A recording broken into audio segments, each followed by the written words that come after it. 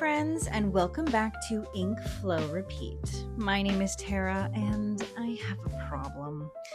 I have a lot of junk. I have junk in my purse. I have junk all around me. So today I'm inviting you into a little quiet junk journaling session.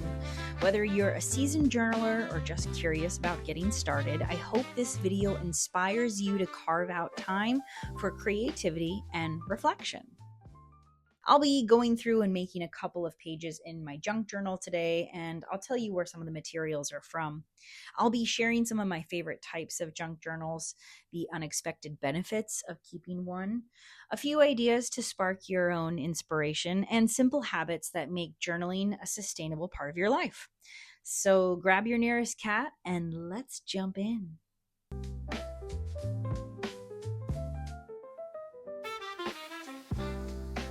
So you may be asking yourself, what is junk journaling?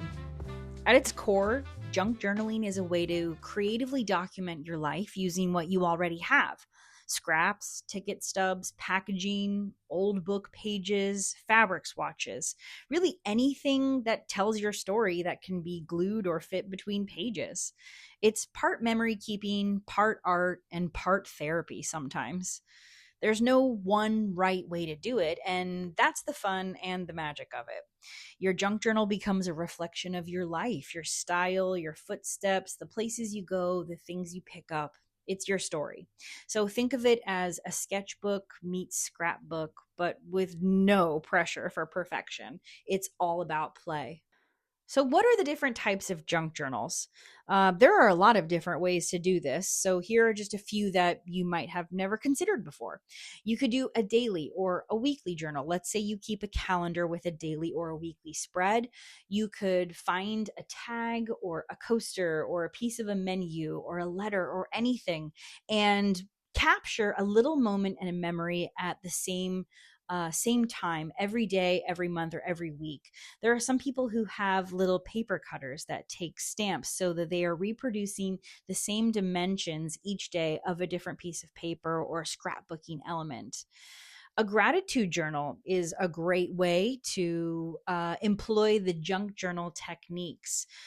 Essentially, each page becomes a different celebration of the good things in your life. It could be your favorite color, a fun quote that you find, something from a calendar or a greeting card, and a way for you to express your gratitude for the little things in your life that make you happy. There are themed based journals like travel journals, dream journals, or even one dedicated to your favorite quotes. That's more like taking junk journal and wrapping it around a style of journal, but would also be a really cool approach. Most of the time, they are art collage books. They're more visual, it's less writing, it's perfect for letting your intuition guide the page. And that's exactly what I'm doing here. And then you can also do seasonal or monthly books, maybe things that are dedicated to different holidays or different times of year that are special for you. You'll see here that I'm using a lot of material from this particularly food-based publication, and that's just a free magazine that I picked up at my local grocery store. So whenever there's something on a newsstand that's free, I'm definitely always reaching for it because I know it might have really cool photography that I might want to use in my junk journal as a background theme element, and that's really what I've done here.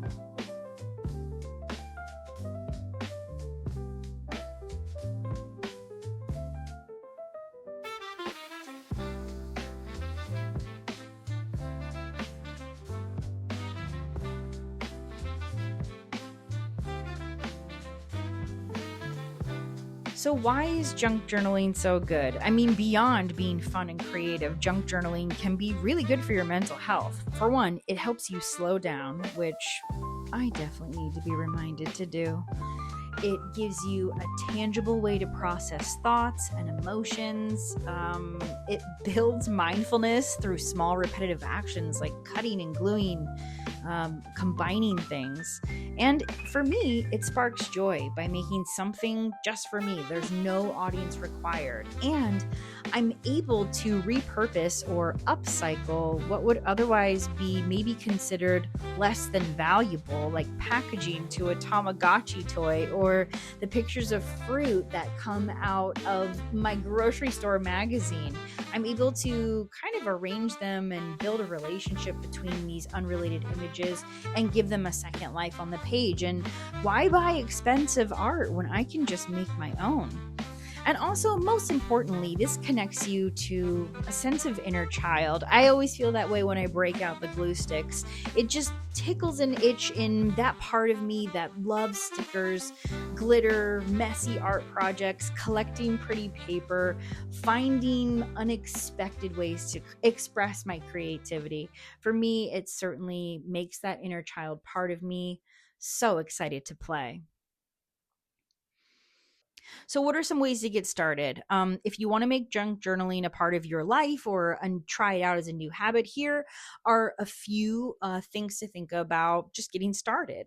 Find a good space for yourself, like a journaling nook. Even just a corner of your desk can become like a little space for all of your journaling supplies, a little haven for your creativity.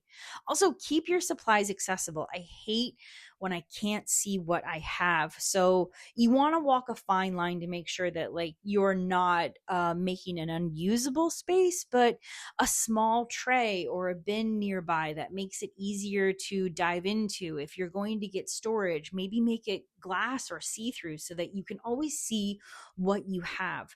And then collect ephemera and pieces of paper that you come across in your daily life intentionally. Any of the things that you find in your day to day that you maybe would consider trash are probably excellent items for your first junk journal.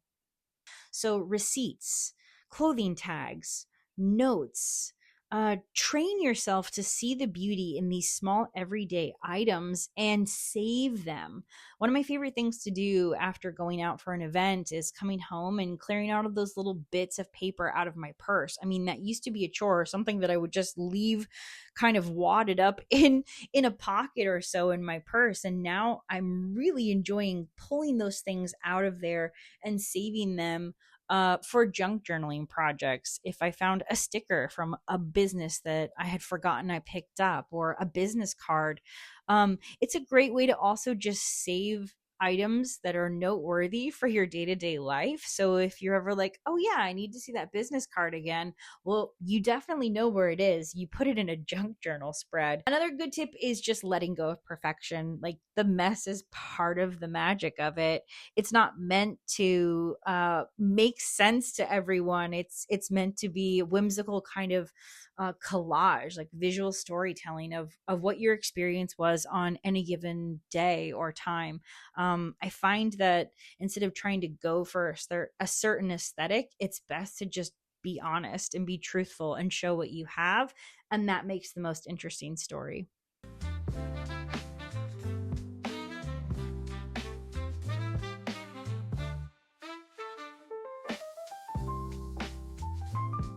So, thanks so much for joining me today. I hope this gave you some inspiration to begin or maybe even return to your own junk journaling practice. If you enjoyed this video, I'd love it if you gave it a thumbs up. And I'd also love it if you found this content helpful or interesting. Please go ahead and feel free to subscribe. I'd love to have you stick around. Thank you so much for watching. I hope to see you next time here on Ink, Flow, Repeat.